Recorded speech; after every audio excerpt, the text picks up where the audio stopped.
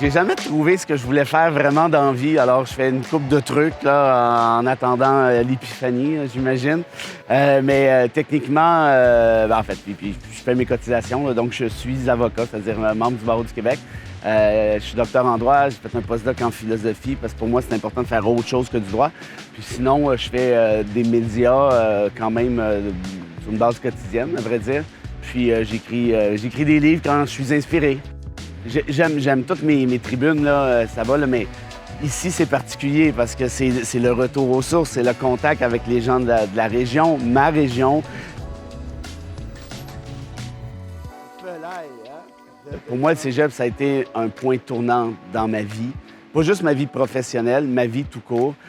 Parce que comme tout jeune de 17 ans, je me cherchais un peu. J'avais franchement aucune idée de ce que je voulais faire dans la vie, ce qui est encore un peu le cas aujourd'hui, mais quand même.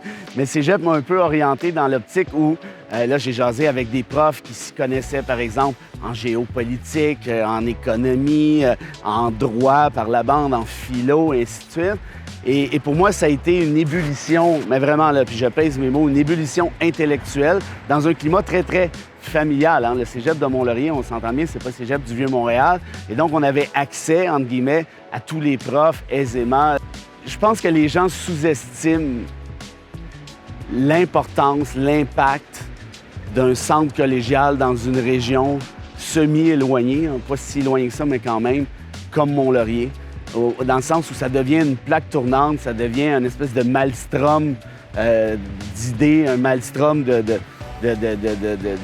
d'échanges, un maelstrom de confrontation dans le bon sens du terme.